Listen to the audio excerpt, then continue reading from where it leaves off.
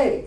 And that, crossing the lines there, that's also Pride TV is the one. This was a TV show on Pride TV, which is a cable show. School Library Bill of Rights. School libraries are concerned. Anyway, I can go on and on with that. We'll skip that part just to give you what all these words mean. Here's the core curriculums. Every state has core curriculums, and I want everyone to pay attention to this. So even if you're counselors, you need to understand what this is all about. Every state has core curriculums. Most state departments of education state that individual school districts are not required to follow core curriculums, that they are just guidelines. Most all school districts follow the core curriculums. What do instructors do? They learn from instruction. So when they get instruction from the departments of education, what are they going to do? They're going to follow the instructions. Why? Because all instruction and education guidelines and information that come from the state are based on the core curriculums. So what your children are being taught come from the core curriculums. The core curriculums are designed to promote sexuality. Because, you know, they're even talking about starting sex education in preschool. Here's the core curriculums. Here's what happened in New Jersey.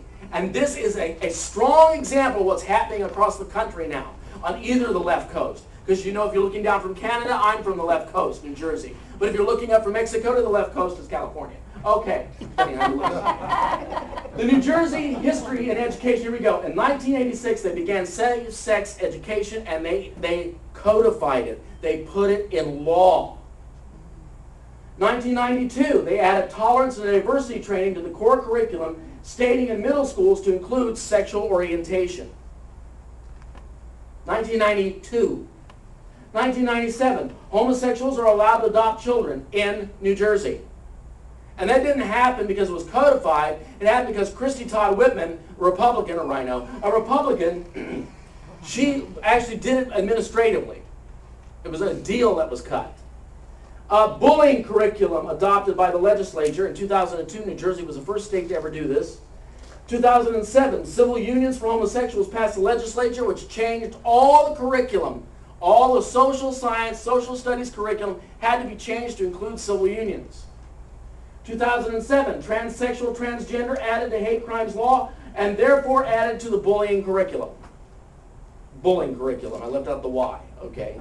I just now noticed that too. You only notice that when everybody else can see it. No, you did spell check, but it's still a word, I guess. Still, so yeah, I guess. Whatever bullying is. Okay, and in 2009, gay marriage is likely to happen in New Jersey. We need your prayers, seriously. The legislature will, in likelihood, impose gay marriage on the people of New Jersey without letting it go to a vote. Just to give you a little background on the gay marriage issue, it comes right down to this. Every state that has had the opportunity to vote on gay marriage has passed marriage as one man and one woman, period. 30 states, 3/5 of the United States, 60% have state constitutional amendments saying that marriage is the union of one man and one woman. What surprises me is that if pot-smoking, mercy-killing Oregon can pass it, why can't New Jersey? Because the legislature won't let them.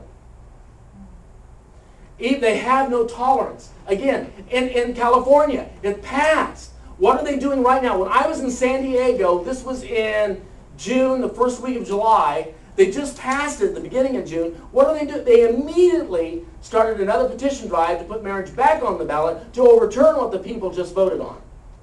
I was in a mall there, Gerald Lee Smith and I, who founded the Ex-Gay Educators Caucus, we were in a mall there, we were going to dinner, and these guys were at the bottom of the escalator taking petitions to do that. Would you sign the petition to overturn the ban on homosexual marriage? I said, no, ex-gay is okay. Huh?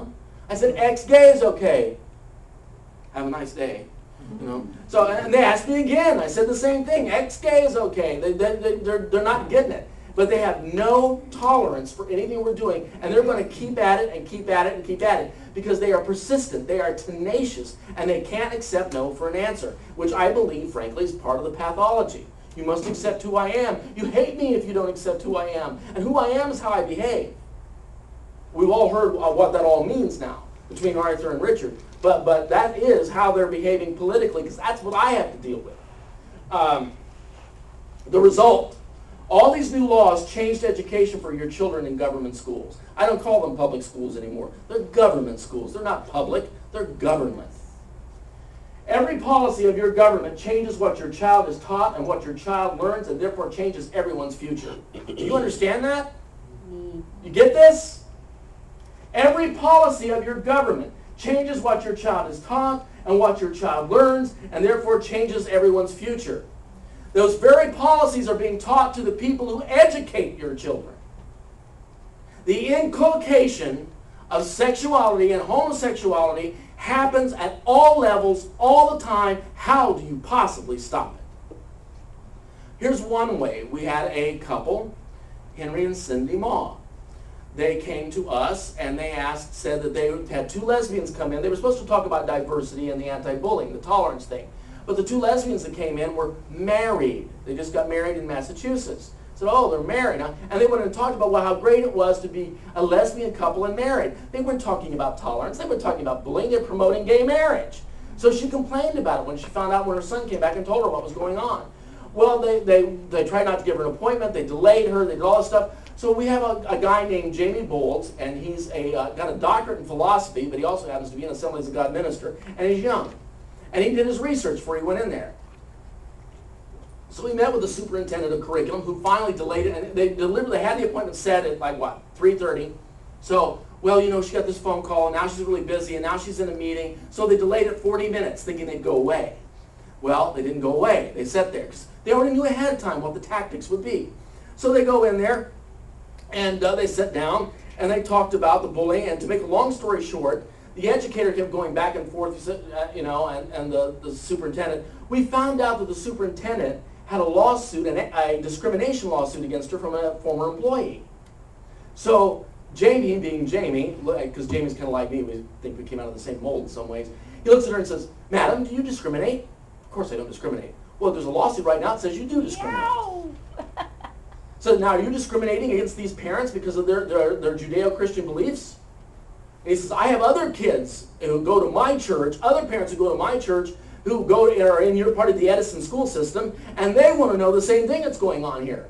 And he says, do you discriminate? Would you listen to my friend who's the next gay? How about letting him come in and speak? Well, I don't know if we can do that or not. I said, well, you know, there is viewpoint discrimination. There is something called equal access. We do have lawyers.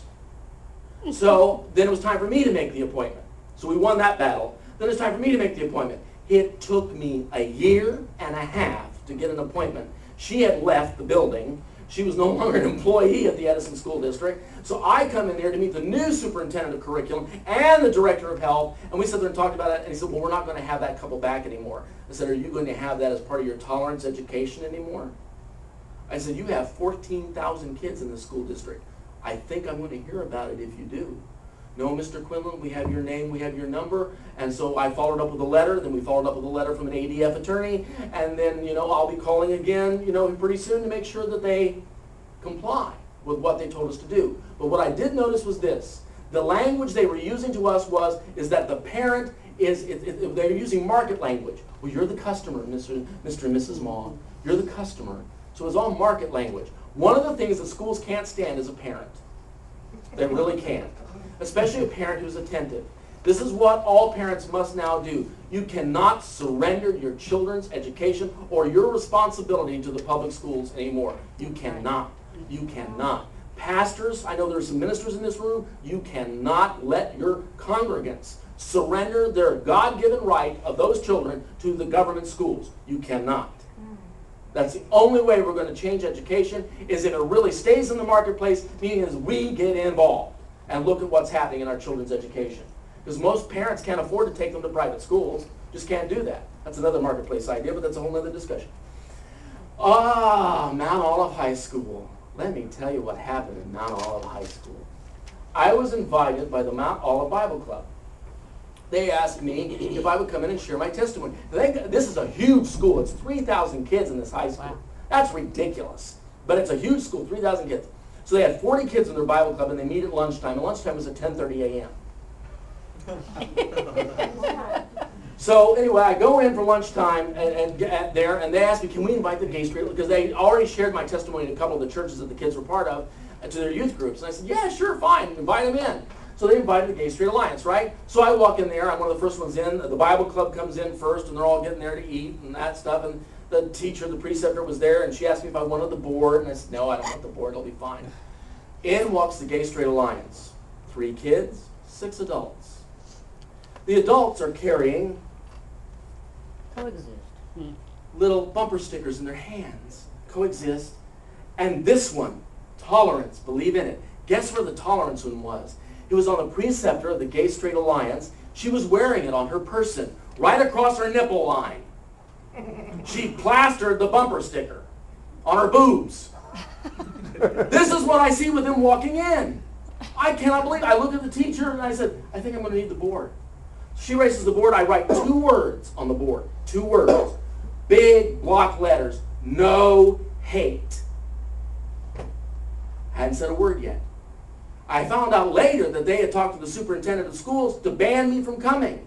And thank God, he's a Christian, by the way. He said, you know, he has just as much right to be there as an invited guest to the Bible club as you have a right to invite someone else to your club. Hallelujah. So he knew what the rights were. So, and then I looked at the students, and they're sitting there holding up these little signs, and she's got it plastered across her chest. And I looked at them, I said, and before I even started my talk, I said, do you guys understand what bullying is? They said, yeah. I said, well, tell me what bullying is. Well, it's intimidation, it's prejudice, they came up with words. I said, yes, exactly. I just want you to know today, students, that your teachers and faculty have given you the best example of bullying I could have possibly ever given you. Here it is, right in front of you. That's good. One of them had enough sense to...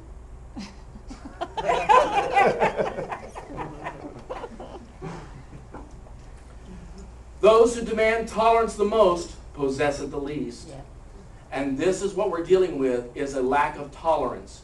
And this is where Richard has that great, that part in there. How do you trust the media? It's not just the media. How do you respond to anybody who disagrees with you? How do you respond? Because some of these people are as savvy as the media and asking you questions that take you down a rabbit trail that aren't about what you're about. And what are you about? You're about this. You're about a person's right to self-determination. Everyone has a right to live the life the way they choose. And if I choose to change from gay to straight, then that's my choice, and I have the right to be affirmed in that choice, not belittled, not berated, and not put down. And that's at every level of government, whether I'm in a church, whether I'm in government, whether I'm in a school, wherever I'm at, I have the right to be ex-gay, and I have the right to say so. Hallelujah. That's it. Thank you.